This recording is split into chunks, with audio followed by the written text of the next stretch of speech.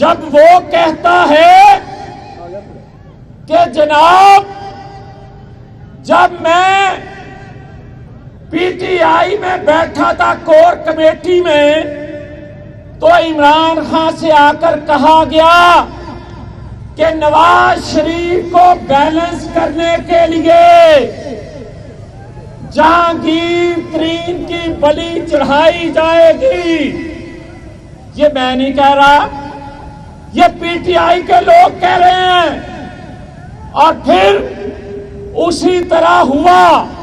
جس کا کیس سب سے مضبوط تھا، جس کا کیس سب سے مضبوط تھا نااہلی میں، عمران خان وہ بچ گیا اور جہانگیر ترین بلی چڑھ گیا.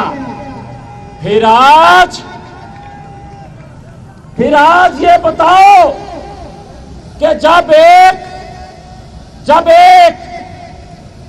سابقہ جسٹس دوسرے سابقہ جسٹس کے خلاف بیان حلفی دیتا ہے، جب ایک ویڈیو آتی ہے، جب ایک آڈیو آتی ہے، تو میرے عزیزوں یہ کہا جائے کہ یہ اداروں کو بدنام کرنے کے لیے ہے، تو پھر کیوں نہیں سو موٹو لیتے؟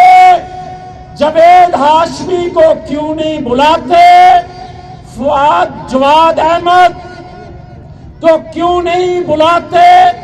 جسٹس شوکت صدیقی کو کیوں نہیں بلاتے؟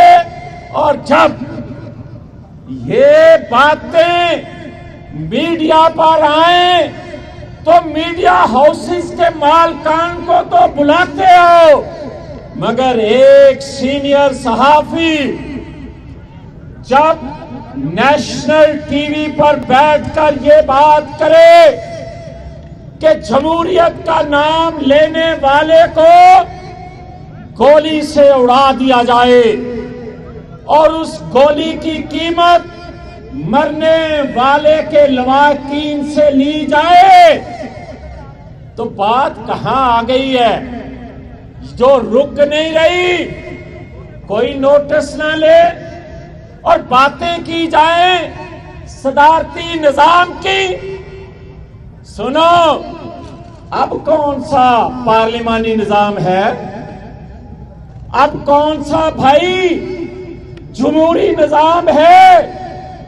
کئی آزمائشیں 74 سالوں میں کر لی، مگر سنو، اگر الیکشن کمیشن کی بنائی ہوئی کمیٹی ڈسکا کی اور اس کی بھی فائنڈنگ آ جائے، عمل نہ ہو، اور پھر فارن فنڈنگ کیس کے حوالے سے جب سکروٹنی کمیٹی کی رپورٹ آ جائے اور ثاقب نثار کا صادق اور امین عمران خان پہلے بھی ویسے تو صادق اور امین نہیں تھا، مگر صادق اور امین بقول ثاقب نثار کے بن گیا، تو اس سکروٹنی کمیٹی کی رپورٹ کے بعد قانون کے مطابق اس کو نہل کیا جانا چاہیے. بتاؤ جانا چاہیے کہ نہیں؟ پھر قانون ایک کے لیے اور دوسرے کے لیے اور کیا مانو گے؟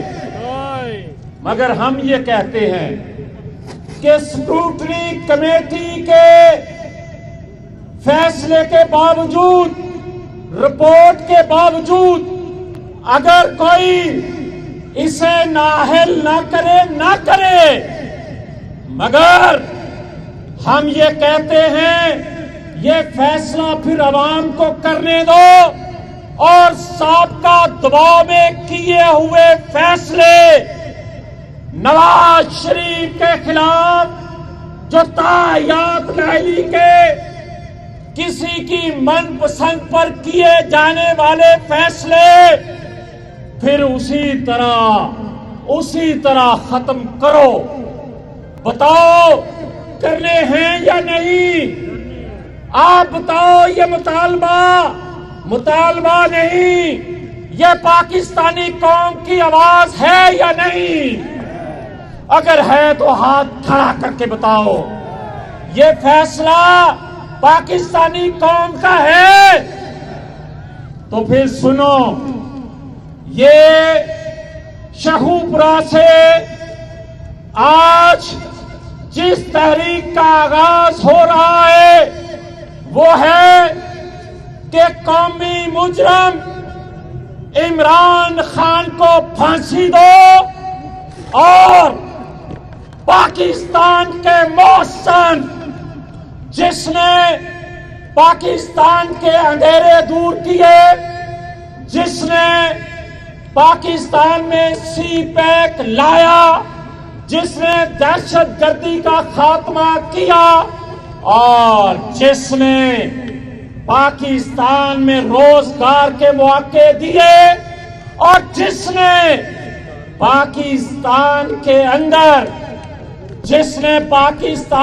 اندر ایک ایٹمی تجربہ کر کے پاکستان کو ناقابل تسخیر بنا دیا.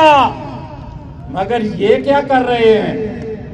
یہ کہتے ہیں اسٹیٹ بینک کو گروی رکھ دو IMF کے پاس، اور ہوگا کیا؟ اس سے ہوگا کہ پاکستان کا دفاع جس کا اکاؤنٹ نیشنل بینکوں میں تھا اب وہ نہیں ہوگا. ایک اکاؤنٹ ہوگا جو اسٹیٹ بینک میں کھلے گا، جس کو واچ کر سکے گی عالمی قوتیں اور بھارت.